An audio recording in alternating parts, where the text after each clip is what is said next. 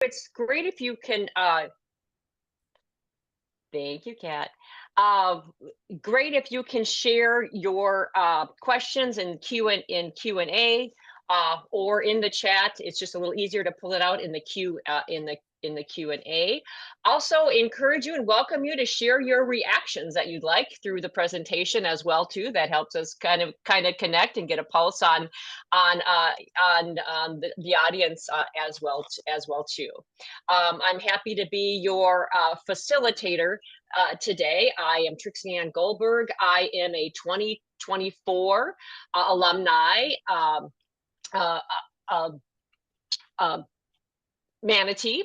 I can remember remember my animal spirit. I'm a proud manatee. And for me, my Terra.do journey was after about 30 plus years leading in the human services and community development sector. I finally gave myself permission to really do a deep dive into climate justice and environmental sustainability. And so thankful for the scholarship support and the opportunity to go through the Terra.do program.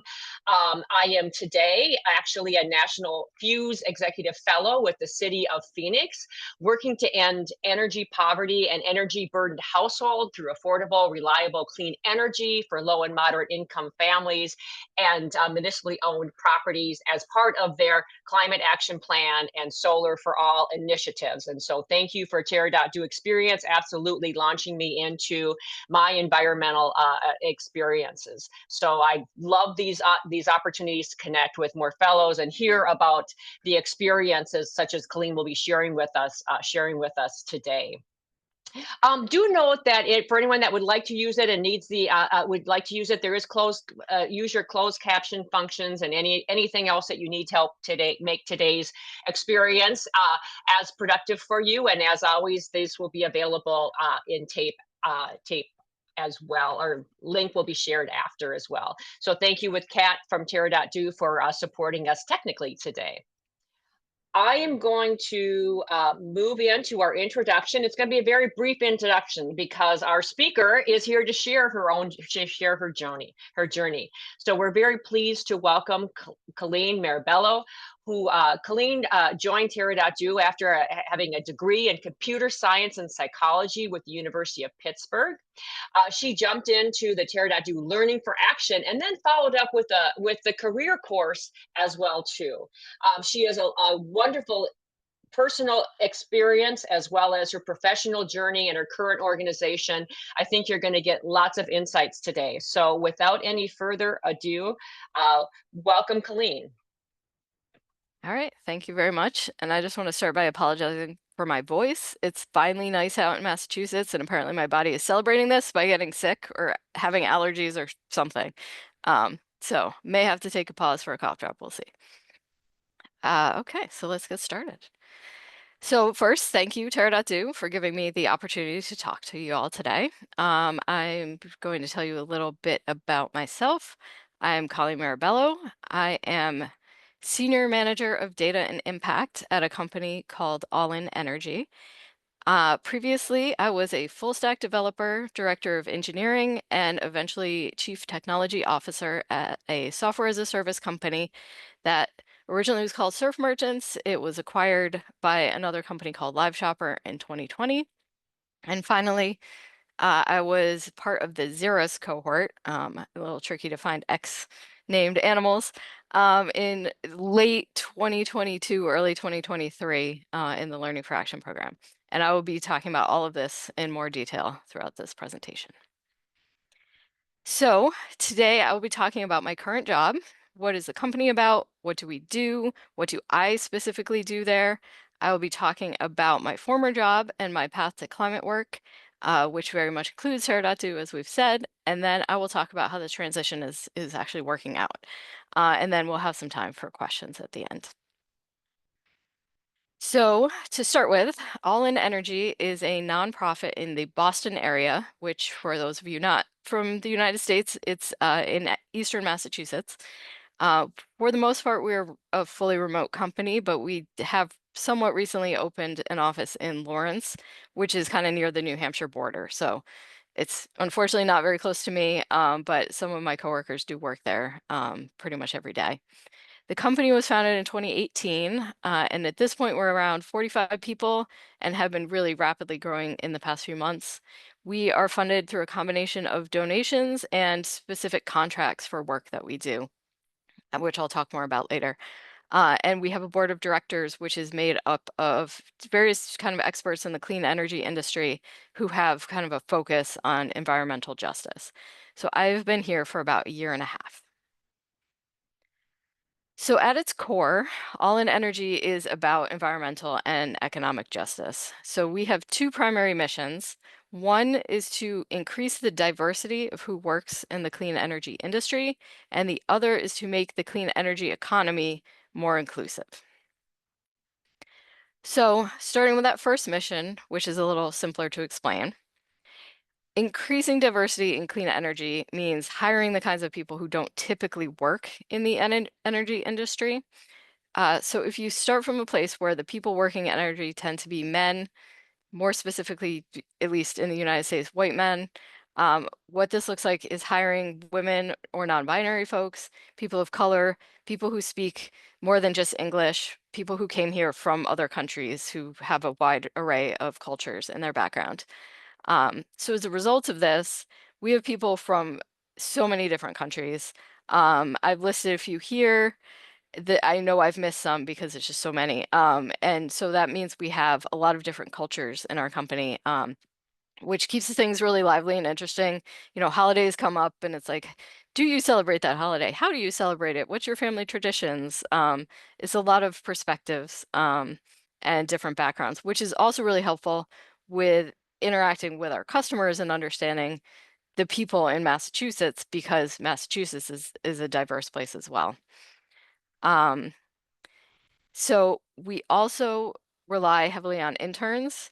So in any given semester, school semester, we have usually 3 to 5 people working at our company that are interns.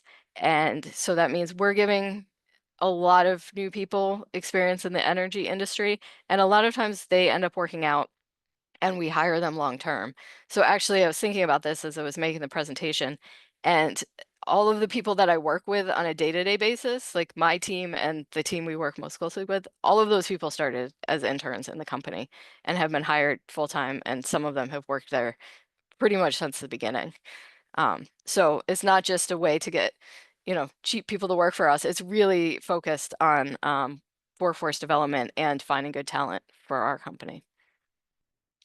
So the other mission is a little more complicated to make clean energy more inclusive.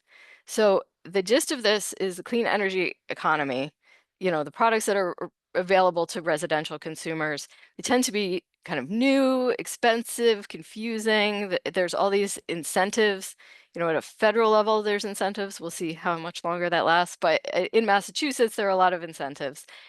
It's confusing. And the people who tend to actually take advantage of those they tend to be more well off. They own their homes. They speak English. Like they can understand like the advertising and the incentives. They trust that they're going to get a rebate.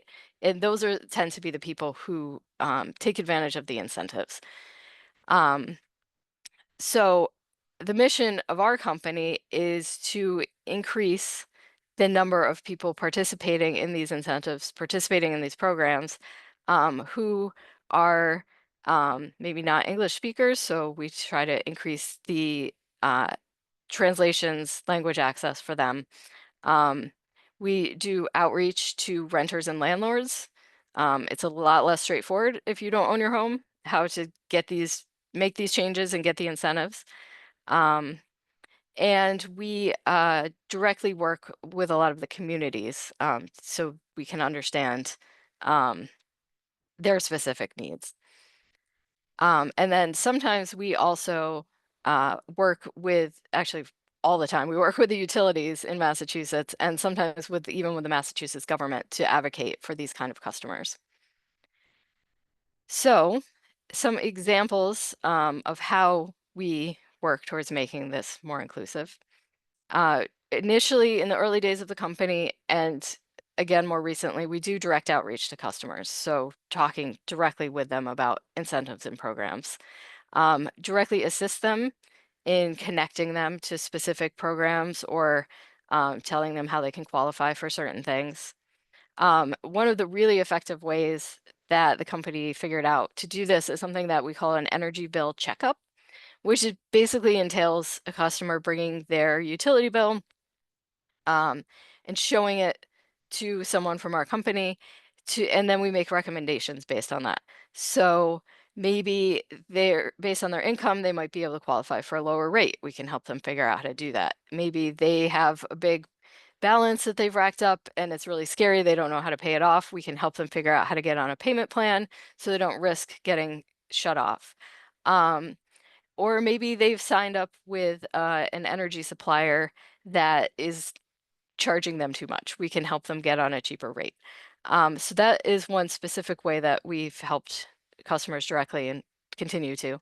Um, we are also involved in many different Massachusetts specific programs, doing outreach, handling customer intake and screening, and connecting them to programs. So this here is a list. Um, we work with something called Mass Save, which I'll explain in a moment. Work with Mass Clean Energy Center. There's this Merrimack Valley Renew program that's starting up that is helping people who were affected by the Merrimack Valley gas disaster, which happened, I think it was 2019. So we are involved with a lot of that and also working with specific vendors who do the um, actual energy work in people's homes.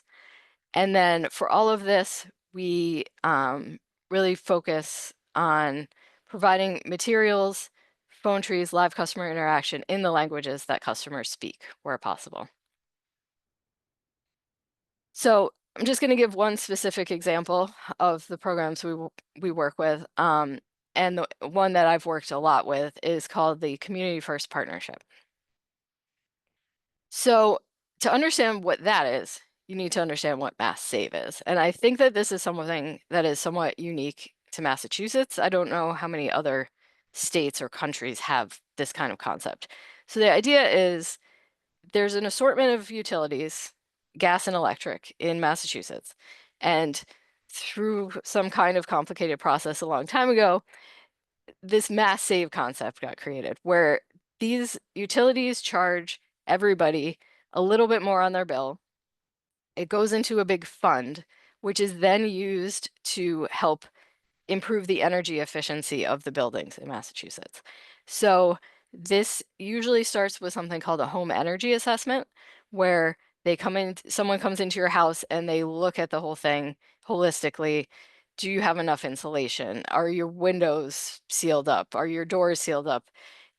Is your furnace really old? Is it inefficient? And they make recommendations for how to improve the energy efficiency of your home. And usually, if you're doing this for the first time, that will include insulation, getting more insulation in your home.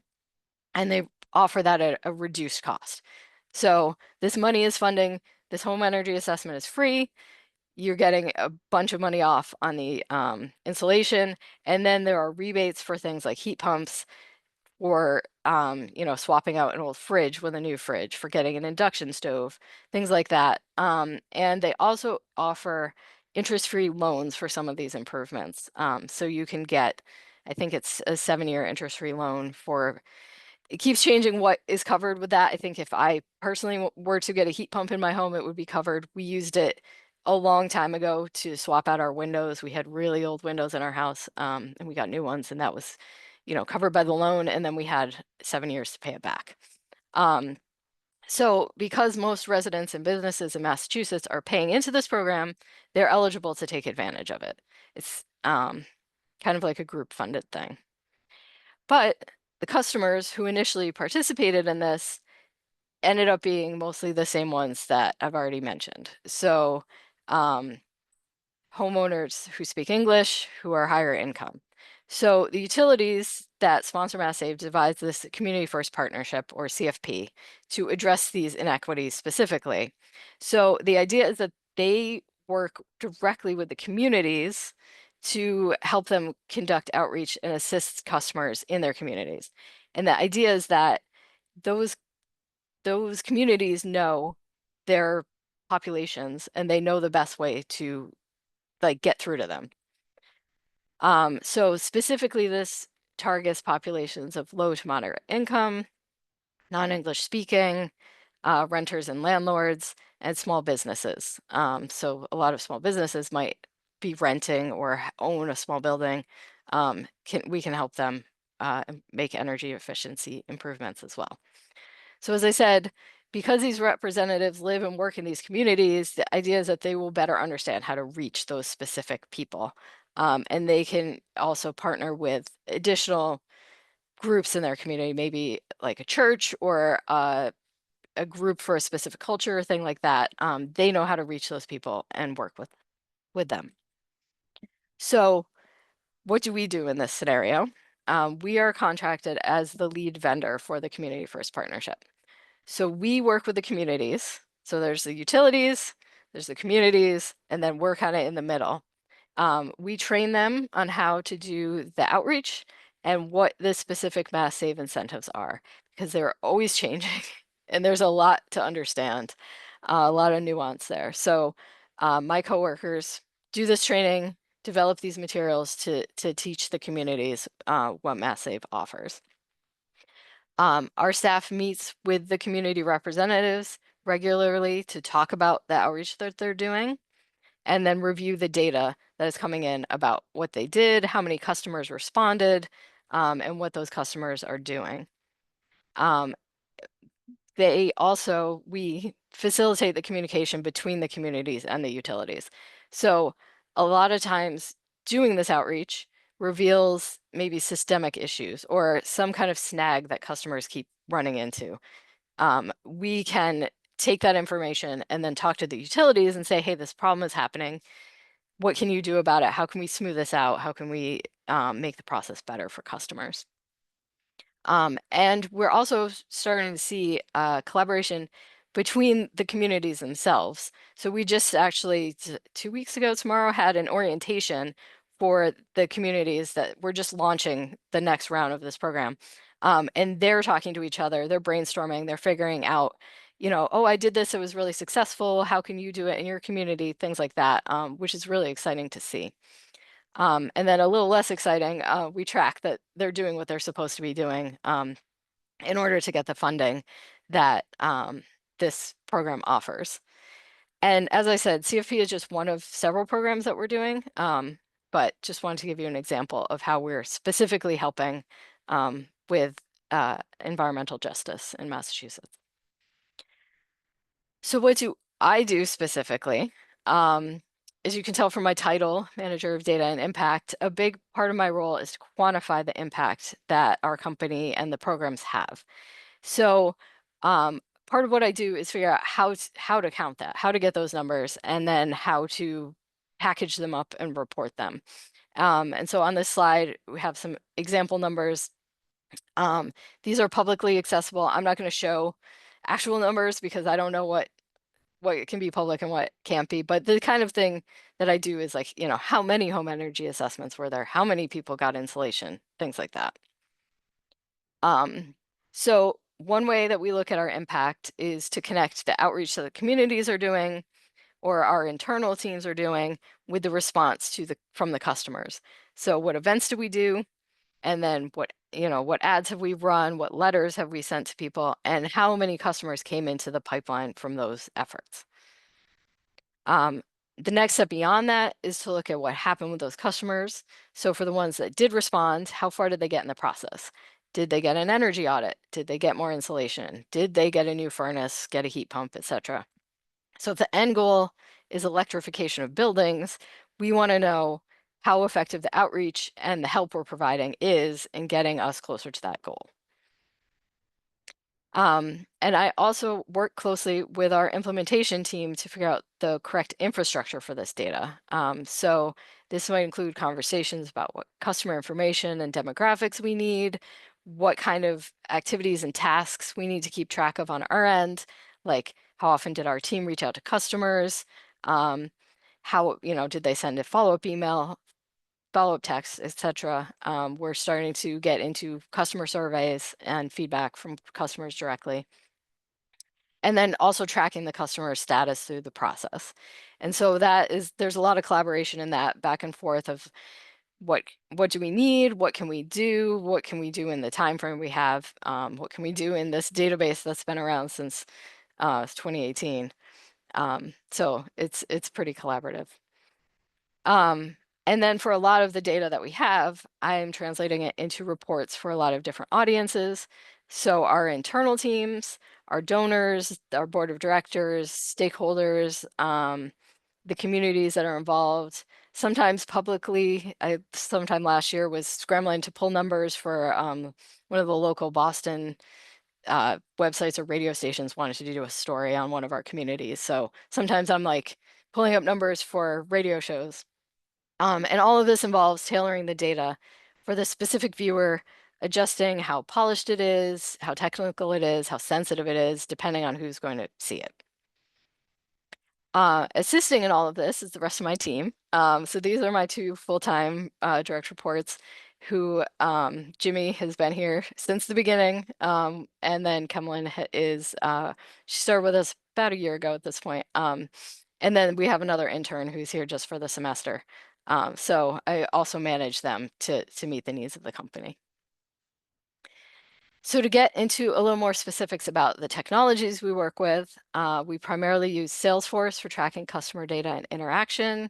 We're using Google Sheets for the things that don't really fit neatly into Salesforce, and to do some more flexible analysis. This has resulted in me writing some Google Apps script, which I did not know how to do before I started this job, to generate reports and process the data more efficiently. And I've played a little bit with Retool, which is something a friend of mine who works in academia recommended to me. It uses Postgres, which is something I used to use at my old job, and I miss it. So I kind of I like playing with that to put some data in and write some queries that are a lot harder to manage in a spreadsheet. I think in my future there will be Python code, which it will also be new to me, to process customer data into something reportable. Something that my coworker Jimmy is already using to process some data. Oh, and I think that was it for that. So that's what I do. But since I know a lot of you are looking to transition into working in climate, I'm going to back up just a little bit and talk about how I got here. And this was a little covered in the intro, but there'll be some more specifics. So as we said, I attended college at the University of Pittsburgh, where I got a bachelor's degree in computer science and psychology. And while I was at that school, I had a work study job that was really an early web development job. So we built this online survey for students using ASP, and we connected it to a Microsoft Access database. So that sounds like a nightmare, I think, to any of you who work in web development now, but this was fun for me in 2000. So I really wanted to take that and look for a job in web development. And so when I was graduating, I knew that I was going to be moving to Boston. And so I was going to be looking for jobs there. But I was graduating in 2001, which was right when the dot-com bubble started to burst. And so these jobs that were promised to us computer science students kind of started evaporating. So it was getting a lot harder to find a job. So what I tried when the traditional job hunting methods were failing, I mean, I had recruiters saying, I can't help you, was basically I just searched up a list of web companies in Boston and I went down the list and I contacted pretty much all of them, and sent them my resume, whether or not they were hiring. And out of all of them, one replied, and they couldn't really afford to hire me, so they hired me part-time. And eventually they were able to bring me on full time, give me health insurance and things like that. And I ended up working there for 20 years. So list of web companies turned into a 20-year career with this one company. At that company, I was the first official employee and the first hire with an actual computer science background. The founders had HTML for dummies, and that was how they were operating. And the company was initially focused on e-commerce sites, hence the merchants part of Surf Merchants. But in a few years, we got a product for the mystery shopping industry. So this is like how customer interactions go in retail and restaurants. And so I worked with a lot of survey data, reporting, large databases. Um, and I worked with a team that built a lot of products and services for the company. And over time went from senior developer to co-director of engineering to eventually chief technology officer there. And I managed a team, co-managed a team of developers that it's hard to remember now, but I think we maxed out at about 12 developers and QA folks at our biggest. So over the course of those 20 years, I did like everything. You know, I was coding, I was working in databases, but I was also writing specs because somebody had to do it. I was testing things, um, managing people on the strategic planning team for the company, doing, business intelligence analysis within the company to figure out how our projects were going, how our clients were doing, things like that. So I had like this huge range of experiences working there. So why did I stop working there? So in 2020, you might remember that year as the year that COVID-19 happened. We had a massive upgrade that we needed to do across the organization. So all of our servers, databases, our PHP code, everything, we needed to upgrade it by December. I was managing that project while dealing with the pandemic with a 4-year-old at home. Um, it was not an easy time. And in addition, our company got acquired like literally a week before the pandemic shut everything down. So the company culture, one of the bosses left. The company culture changed. So we got through that upgrade project, and then I just like burnt out. Like I just couldn't do it anymore. I was exhausted, and it felt like with the pandemic was really hard on retail workers and restaurant employees and those frontline people. And to be mystery shopping them while this was going on, it just didn't feel good. So it was like, I really want to go, if I'm going to spend my time every day working on something, I want it to be something that I feel good about and that is helping the world. So I made the decision to quit and I took some time off. And I will acknowledge that that is a very privileged position I was in to be able to do that. Not everybody can just quit their job with no plan. So I was fortunate that I could do that. Um, and about a year after that, a friend of mine mentioned Terra.do to me. She had heard about it through someone she knew, and I looked into it and ended up participating in the Learning for Action program. And so participating in that was what got me kind of interested in climate work, volunteering for climate related things. So I ended up joining this Sustainable Sharon Coalition, which is a group in my town of people who are interested in sustainability.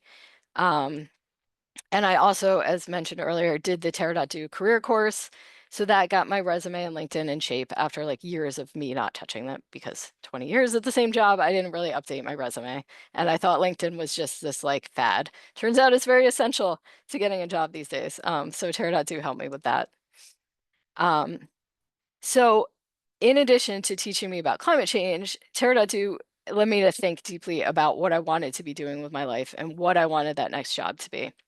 And so the big turning point for me was um, the assignment, and I don't know if it's still an assignment, where you figure out why are you here, and then you have to do different things depending on your answer to that. So my answer was here for a job, which meant that I needed to basically mock apply for jobs. And as I was going through the jobs that I was ostensibly qualified for, I just got this bad feeling in my stomach. It was like, I don't want to do this. I don't want to go back into tech. I don't want to be like a tiny cog in a giant wheel of a tech company.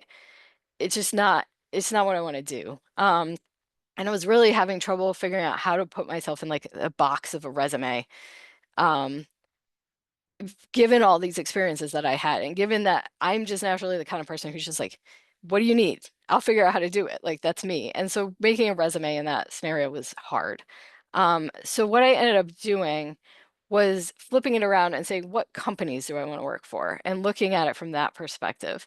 And so that kind of led me to this idea that I really wanted to work someplace small, possibly a nonprofit that could really benefit from my skills, as opposed to a big tech company that could hire from thousands of qualified tech people.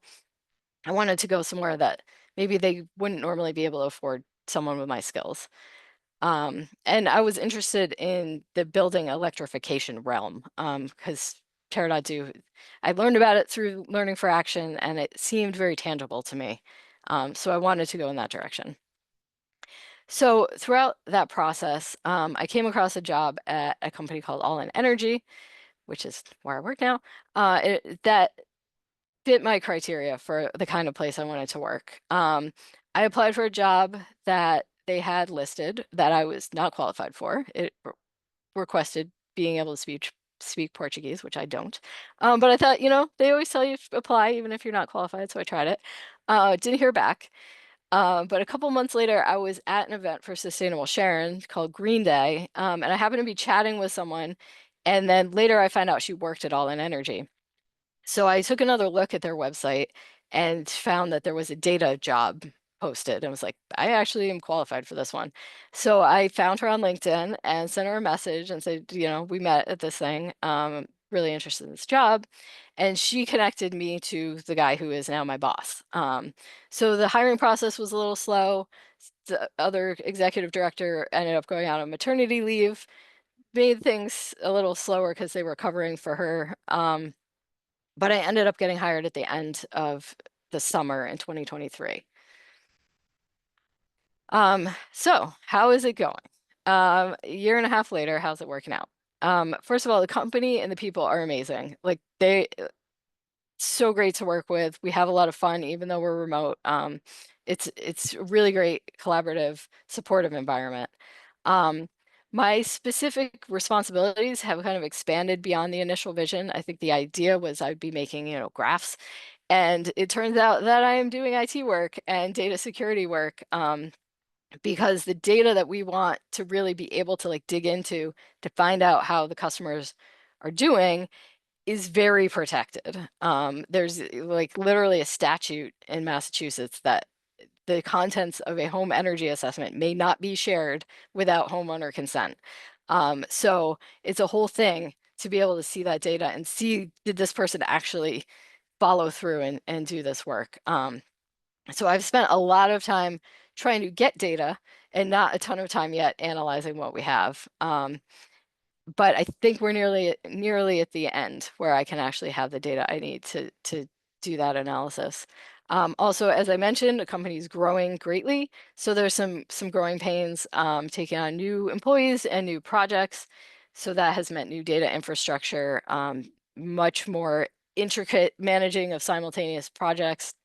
And because of the IT work, new hires means new onboarding. Now we have to get everyone laptops and get them set up and all these things that we weren't doing before. So that's been a change. But I am getting to apply the additional skills that I had from my previous job, prioritizing project management, tech support, all kinds of things. So I definitely would say that I found what I was looking for. It's a small place where I can really help out.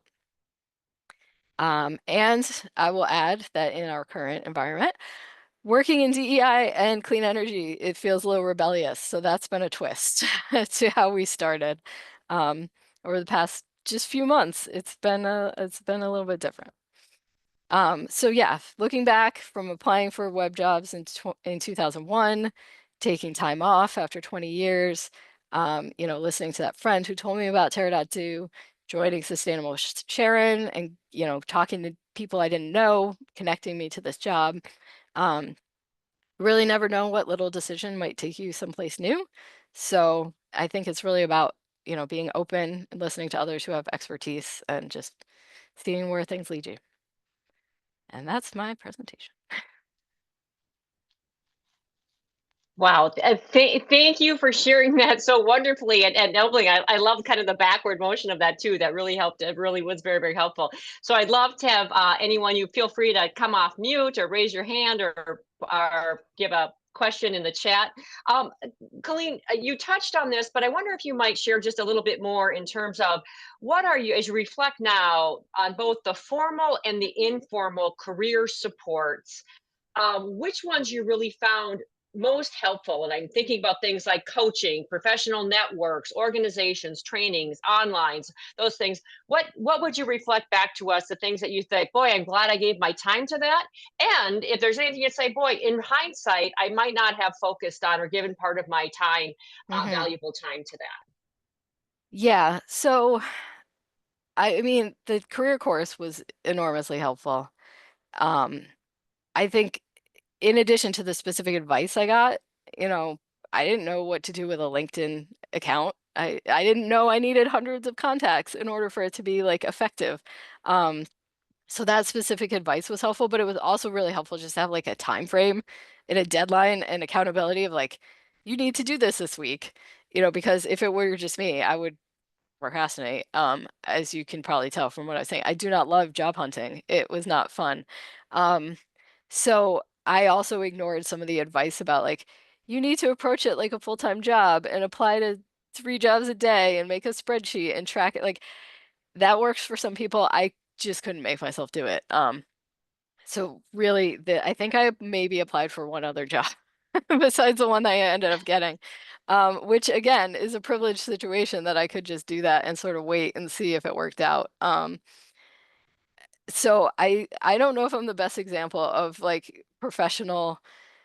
It's because I didn't do a lot of it. I just went for what seemed interesting to me and happened Mhm, to, meet this person at this event. mhm, So yeah, I think mhm, for me it's just like, what are people telling me about? And check it out and follow the path and mhm. see where it goes. All the path. I like that. Yeah. Colleen, you seem to be that unicorn who's able to have that the deep technical chops, but also the communications and relational skills. What came first? How do you cultivate them both? And and what is there? Yeah, just thoughts on those two different Yeah, that's strengths. funny. What came first? Definitely the technical skills came first. I was coding when I was a kid. I had a really old Windows machine. Well, it wasn't old, it was high tech at the time, and I would write basic programs. Um, and definitely when I started my job, I shouldn't say that. I was also interested in being a writer. Like before I discovered computers, that's what I thought I was going to be. It was like a fiction writer. So I could write, but I didn't understand other people. When I started my job as a programmer, I was very like, get away from me. I want to code. Like, don't talk to me. And I don't know exactly. I think that it took experience. It took getting to know clients as people. And my boss, at my old job really worked with me to like, your writing is too verbose. Can you trim this down? Write this in fewer words. Put spaces in your paragraph so it's not a giant wall of text. So I think I would credit him because and even just in the presentation that I just made, like he's really good at making slides, way better than I am. But so having that example, I think also helped. Um, this is also going to sound weird, but I have a kid, and I really think that having a child changed my brain to be more empathetic. So, I mean, that's not advice I can just throw out Mhm, there, like, have a kid, maybe it'll change your brain. But I think that also helps me like connect with people more emotionally than I used to. Um, mhm. so I don't know if that answers your Yeah. question. Thank you. And for the group, I know sitting through these career presentations, I will just admit one of my top of mind questions that I get a chance to ask here is, how did you navigate pricing yourself in this market? You talked about finding those hidden jobs and then applying for things that perhaps maybe you were fully experienced in, others might not. How did you think about pricing the value of what you could bring in this kind of emerging marketplace? Yeah, so my answer is going to be a cop out because All In Energy is very cognizant of like equity for salaries. And so we just have pricing bands. So it was like, this is what you're going to make, take it or leave it. There really wasn't a lot of room for negotiation. Um, and as I said, I'm in a position where I could decide to take a nonprofit salary. And to be fair, we do try to be competitive, or more competitive than a lot of nonprofits, but it definitely versus tech was not the same salary I was going to make, but I was okay with that because it was more important to me to be doing something with my time that made me feel good and useful than to be making more money. Mm.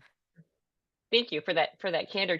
You mentioned you had criteria for whether you had written criteria or just criteria you're aware of for that position that you knew was going to be your position. Could you share some more about what that criteria that you would now articulate on your expectations hmm for the opportunity that's right for you?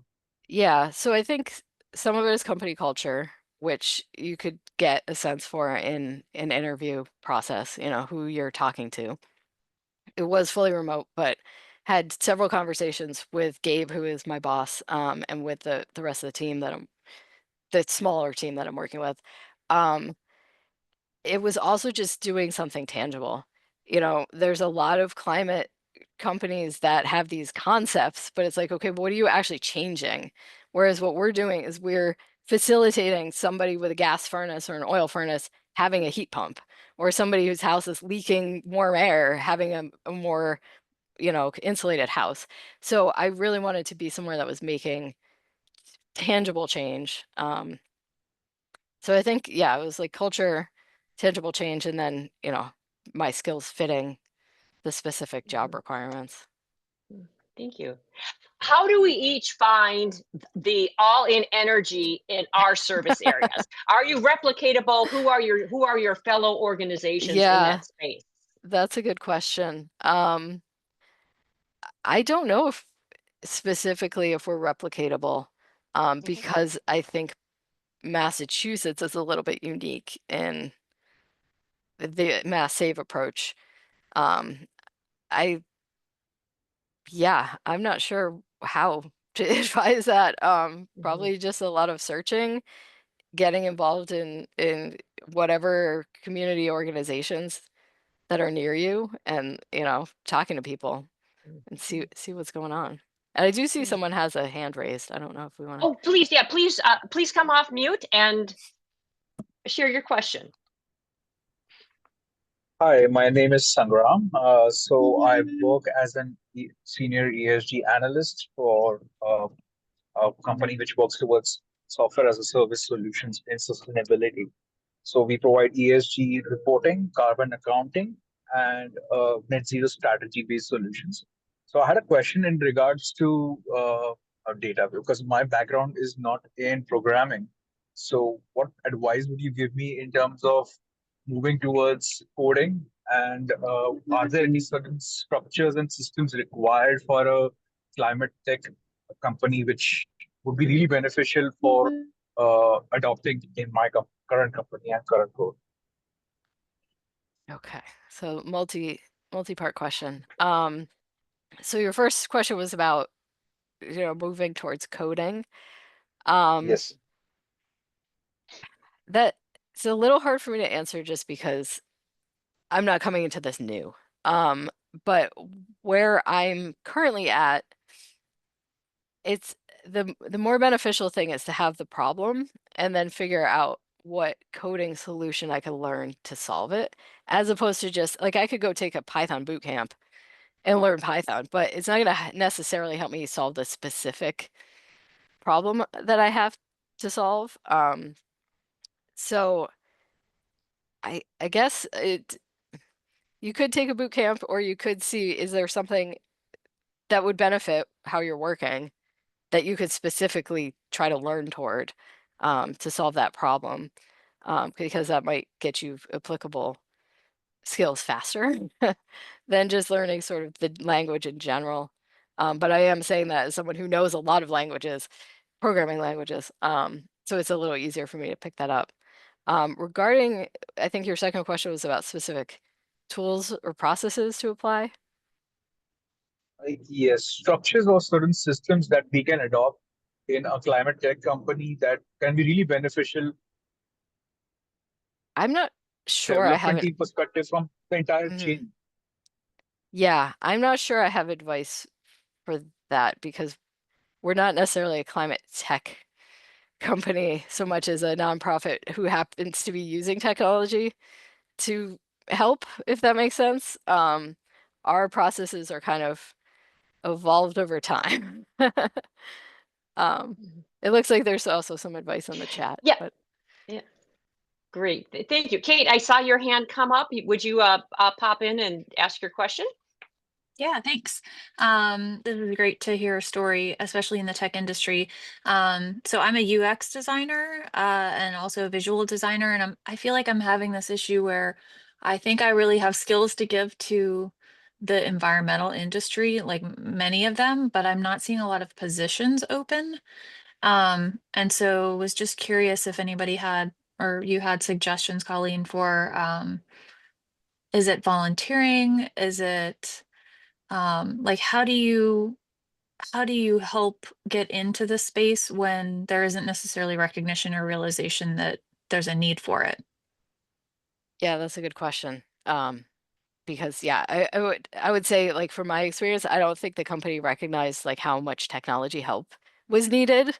So if Yeah. I had come in and been like, I want to be your CTO, they would be like, we don't need a CTO, even though they did. So I think that's probably a similar thing where you say, I'm a UX designer, and they're like, well, we don't need that, but Mhm. it could make a difference. Yeah, I guess maybe if there's something you're tangentially qualified for, that you Mhm. could kind of get in and then demonstrate that it's a useful thing to apply. It looks like there's some suggestions about volunteers. Yeah, it's the job market is so hard right now. Mhm. But I feel like I said, a smaller place is probably going to be more flexible with roles. And if there's Mm. something, sort of related to it, you can do it, but you can do more, that might be a path to look into as well. Cool. Thank you. Thank you, Kate. And Kate, I would say I did use that volunteer route as a way to build my credentials. So there was lots Mhm. of welcoming organizations once I started looking around. So great suggestion. Claire, please come off mute and share your question. Thanks. So I have an interview in 40 minutes and wanted to ask you how you leveraged your LFA experience in the interview process. That's a good question. I need to remember. I mean, I think probably the most beneficial thing, thinking about it, was what I had put on my LinkedIn, because clearly Gabe had read it and was referencing it as we were talking, and that I had this tagline where I was like, creates order from chaos. And he was like, that's what we need, somebody to do this. So that was maybe not verbally leveraging it, but that was Mhm. definitely a way that it helped a lot. I think that probably they were looking more at my tech skills than the climate Sure. change background that I had. But I guess I can add, I keep telling my coworkers to sign up for it. I don't know if any have, but I think everybody could really benefit from the information. Thanks. Mhm. Yeah. I think what the Terra.do leadership experience shows your curiosity, your openness to it, and your sincere commitment to start it at, and then the fact that you have that now this international community that you're part Hmm. of, absolutely referencing that because they won't necessarily understand Terra.do, but as you give some specific examples from your experience in some of your answers, I think that really helps them to understand, what a shining star you are in the context. Hmm. I understand there's a couple of questions in the Q&A, and I apologize, I don't have host access. So if you have a question that you posted in Q&A, I'd love it if you could come off mute and just simply ask your question or transfer it to chat and I can read it off for you.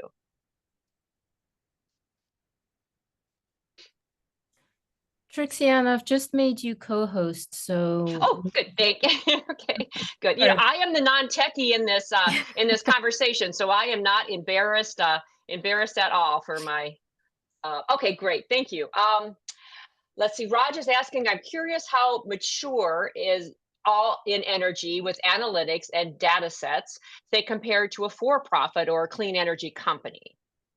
Clean, any observations in Yeah, terms I of, think I want to say not super mature right now, but ask me again in a year because I am about to get the data I've been looking for, to really analyze these outcomes.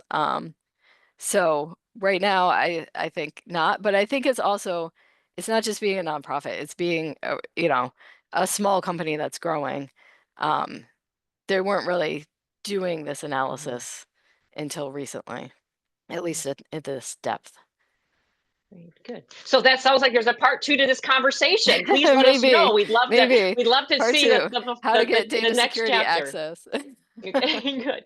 Caitlin would like to know, as you deal with data and development reporting techniques, how much are you looking towards AI for help? Okay, so I'm an old person. As you can see from my graduating in 2001, I am an AI skeptic. I just would rather do it than I feel like AI right now is like an employee who I have to manage who doesn't 100% know what I want.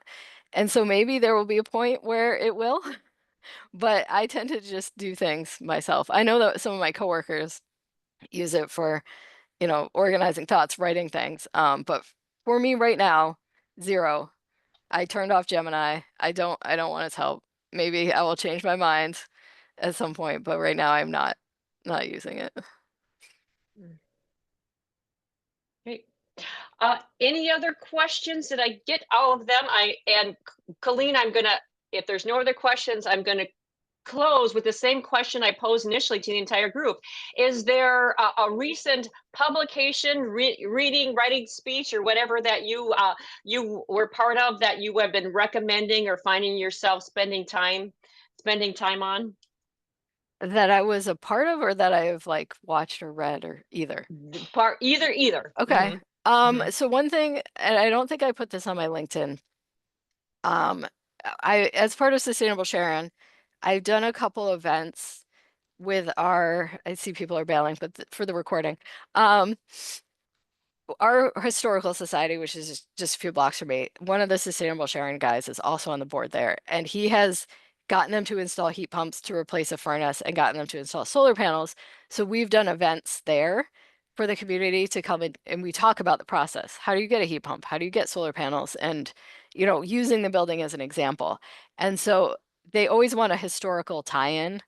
And so for this previous one we did in I think it was October, I ended up tasked with making a presentation on the history of electricity in my town, which ended up being really, really interesting. Like how we went from like Thomas Edison to where we are now. So I think I can dig that up and put it on my LinkedIn, but I did a little presentation about that. And so that was kind of a cool thing to be involved with because I was like, I don't know anything about this, but it ended up being kind of fascinating. Especially the part in the 50s where they had to convince people, maybe prior to the 50s, but like to really get electricity in their home and like get an electric stove and stuff. It's so the same as what we're doing now, trying to convince people to get heat pumps or solar panels. Um, so it's a little history repeating itself. Wonderful. Thank you, Colleen. Thank you, Terra.do, for hosting this, and thank you for all of our attendees for taking time. We wish you well, and I know in the future, each one of you will be hosting a similar conversation about your success. So best wishes to all. Good luck and good luck with that interview. Thank you so much. Thanks. Thank you. Well, thank you. Thank you all.